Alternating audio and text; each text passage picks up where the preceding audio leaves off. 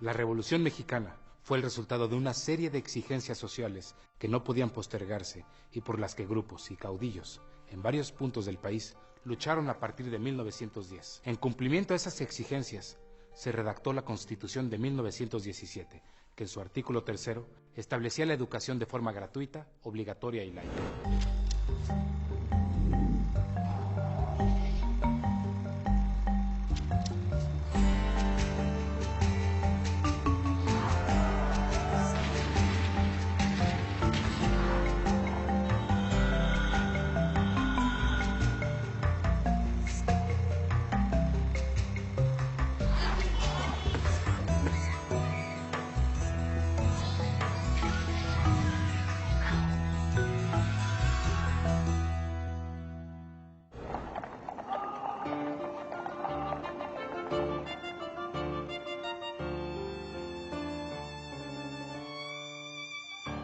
Esta es la historia de las diferentes experiencias y modelos implementados para consolidar ese objetivo durante la época postrevolucionaria, un periodo fundamental para la formación del México moderno.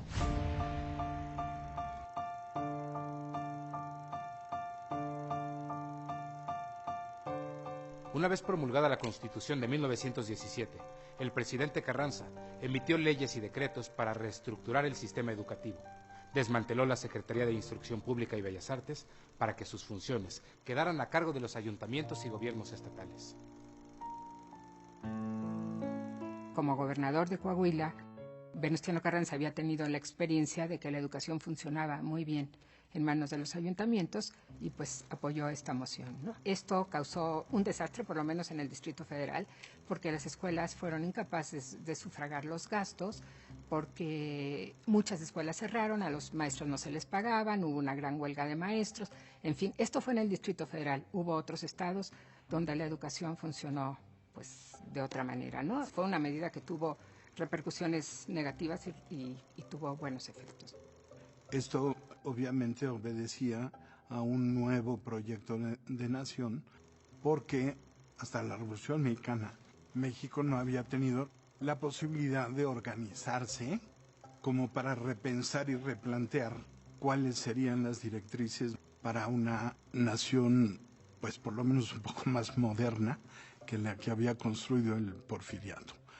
Para esto hay que tener en cuenta que la población mexicana a lo largo del siglo XIX, pues es una población rural, una población con niveles de analfabetismo muy altos, superiores al 80%. Carranza también desvinculó la Escuela Nacional Preparatoria de la Universidad Nacional y para darle un carácter menos elitista y abrirle a un mayor número de estudiantes, limitó sus actividades culturales.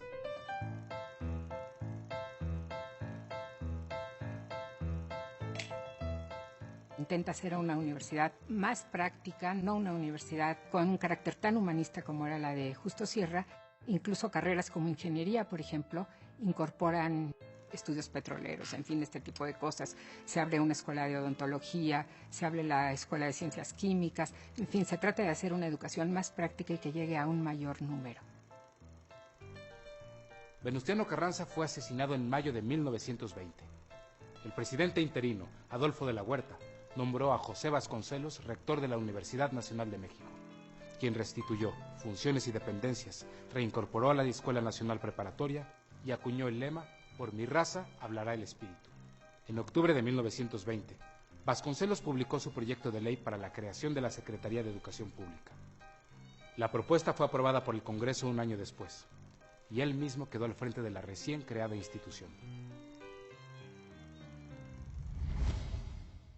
Con esta secretaría sí se inicia un proyecto mucho más sólido, más viable, se empiezan a canalizar recursos cada vez mayores y a cuya iniciativa se deben acciones de la importancia de la cruzada por la alfabetización, en virtud de la cual, que era otra de las lagunas enormes del proyecto educativo, se fueron a preparar maestros para atender a una enorme masa que estaba carente de educación y que no tenían un magisterio preparado para ello. a estos alfabetizadores, a los maestros que voluntariamente salían a buscar a quién alfabetizar, digamos, por un gran temor que había a todo aquello que sonara como una acción federal.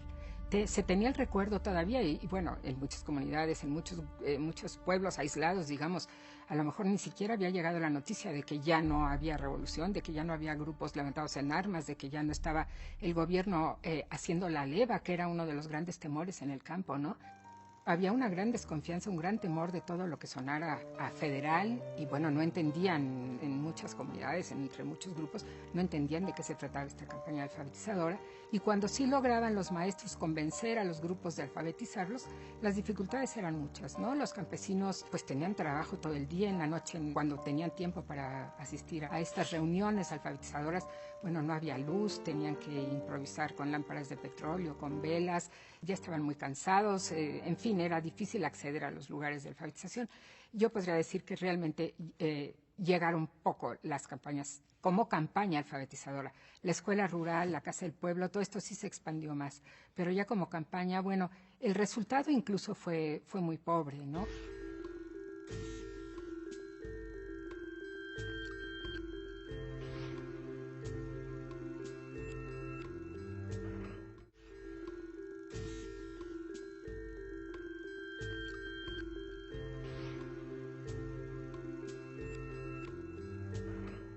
La visión educadora de Vasconcelos provenía de experiencias personales, de su participación en el Ateneo de la Juventud y sus lecturas de los clásicos griegos, las ideas filosóficas de Friedrich Nietzsche y las políticas de Máximo Gorki, entre otros pensadores. Los talleres gráficos de La Nación pasaron a depender de la SEP y se publicaron obras fundamentales de la literatura universal, además de libros técnicos que servirían de apoyo a los docentes. Vasconcelos también impulsó una política cultural que incluía la música, el teatro y la pintura. Invitó a Roberto Montenegro, Diego Rivera, David Alfaro Siqueiros, Jean Charlotte, José Chávez Morado y varios artistas más para que pintaran sobre los muros del recién inaugurado edificio de la SEP y los de la Escuela Nacional Preparatoria. La prensa de la época, cuando se acercó un periodista a hablar con uno de los diputados del Congreso que aprobó en lo general y en lo particular la creación de la Secretaría de Educación Pública y preguntó que qué se podía esperar para las poblaciones indígenas de nuestro país a partir de la creación de la SEP. Y este funcionario contestó, casi literalmente lo voy a citar, pues ahora sí nuestras poblaciones aborígenes podrán finalmente incorporarse a la cultura. Esto me parece muy interesante porque evidencia el hecho de que el proyecto educativo de la Revolución fue un proyecto que no tomó en consideración las enormes diferencias étnicas, regionales y sociales que hay en México y se trató de amalgamar bajo un solo criterio y bajo una sola estrategia, algo que ha resultado, hasta la fecha, imposible. Durante el gobierno de Plutarco Elías Calles entre 1924 y 1928, se modificó la política educativa y en las escuelas primarias se aumentaron las actividades manuales y corporales. La nueva pedagogía impulsó el ideal callista de unir el estudio y el trabajo. El niño debería aprender haciendo, mediante labores en el taller, el campo o la parcela. El gobierno de Calles preservó muchas de las cosas que hizo Vasconcelos, incluso varias de las obras clásicas todavía no estaban editadas, estaban en prensa o estaban programadas y salieron durante el primer año del gobierno de Calles. Pero fundamentalmente la labor editorial de Calles sí dio un gran sesgo y tuvo un carácter eminentemente popular.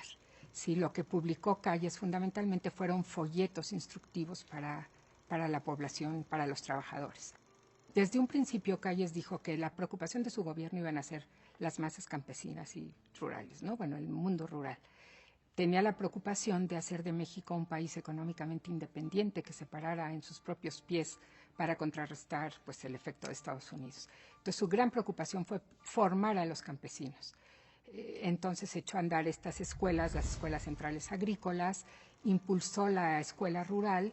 Todo lo que había comenzado Vasconcelos en realidad continúa, aun cuando con un sesgo pues mucho más práctico, con una orientación diferente, de todas maneras se amplía esta obra de educación rural. Durante el gobierno de Calles, también se le dio seguimiento a la salud psíquica de los alumnos. Se alentaron los experimentos psicológicos para probar la inteligencia de los indígenas y se creó la Casa del Estudiante Indígena. La secundaria y las escuelas técnicas se convirtieron en una alternativa para los alumnos que concluían la primaria. En 1929, la Universidad Nacional obtuvo el Estatuto de Autonomía y quedó establecida como Universidad Nacional Autónoma de México. Al comenzar la década de los años 30, se agudizaron las polémicas en torno al socialismo en pro o en contra.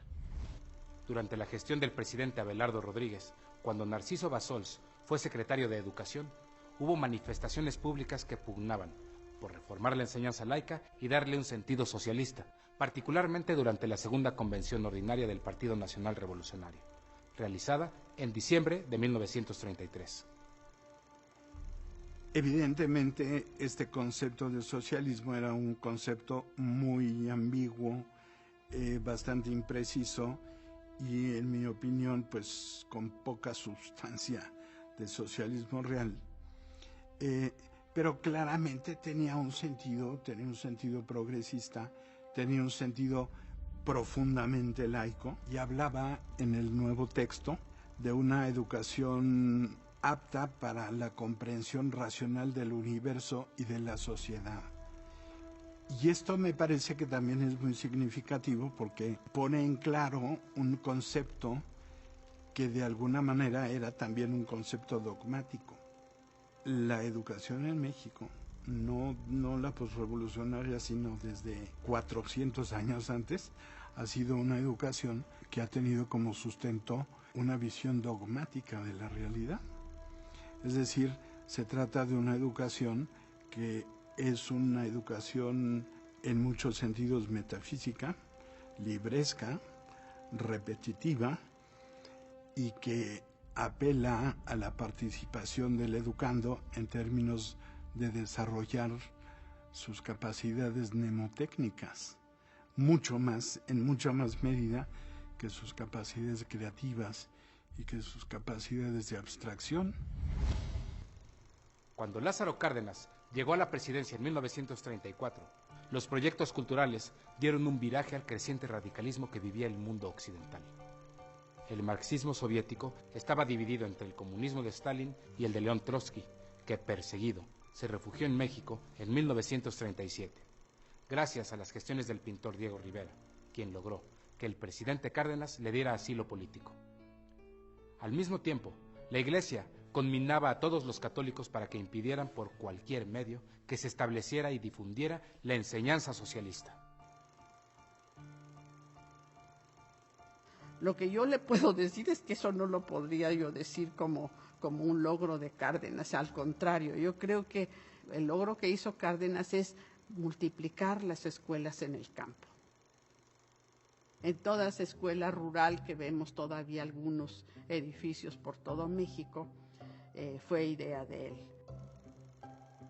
Realmente Cárdenas se ocupó mucho del campo, que era tan importante porque México entonces era un país rural. Los planes de estudio en las escuelas normales y regionales incluían el socialismo científico y la historia del movimiento obrero. En las primarias y secundarias, los programas seguían el modelo de la Unión Soviética y se buscaba el contacto de los estudiantes con los centros de trabajo y organizaciones obreras para darle a conocer a los jóvenes los esfuerzos nacionalistas del gobierno. Con la creación en 1936 del Instituto Politécnico Nacional para la formación de profesionistas en carreras vinculadas sobre todo a la tecnología y la ciencia, Cárdenas le dio un impulso decisivo a la educación media y media superior. A mí me parece que la creación del Instituto Politécnico Nacional fue de la mayor importancia en el sentido de que abrió un espacio alternativo al de la Universidad Nacional, que es la otra gran institución educativa de México, y digamos tenía ciertas características específicas que siguen siendo la marca hasta el momento actual, que es una educación, como su nombre lo indica, Instituto Politécnico Nacional, que es nacional en primer lugar y está enfocado, digamos, a una educación de alto nivel, pero con orientación técnica. Es un proyecto que nace dentro de un contexto como de optimismo, como de esperanza, muy enfocado a la construcción de un país que se va reconociendo que sigue siendo básicamente agrario, porque era un país en el que el sector rural fue muy importante, sin embargo se está enfocando hacia una modernidad.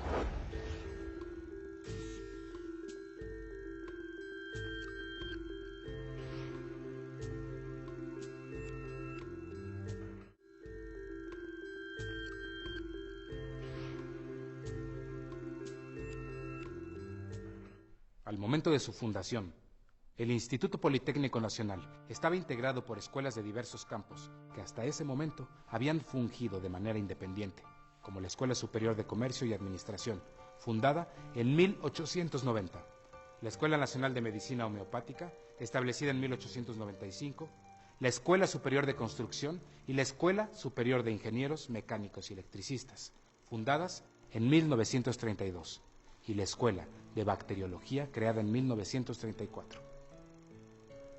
Se incorporaron también al IPN las escuelas que comprendían la educación prevocacional y vocacional, correspondientes al nivel medio y medio superior. El gobierno a mi cargo le impartirá un franco impulso para hacer que la enseñanza corresponda a las necesidades y aspiraciones legítimas que tiene el pueblo mexicano. Con la expropiación petrolera se presentó una situación muy particular. Se habían marchado del país la mayoría de los técnicos que trabajaban en las compañías extranjeras y con ello se creaba una oportunidad sin precedente para que la ingeniería se desarrollara y consolidara en México. No está de más recordar la nacionalización petrolera pues iba a requerir de técnicos expertos, porque buena parte de los técnicos que trabajaban en las compañías como el Águila y todas estas, pues no eran mexicanos.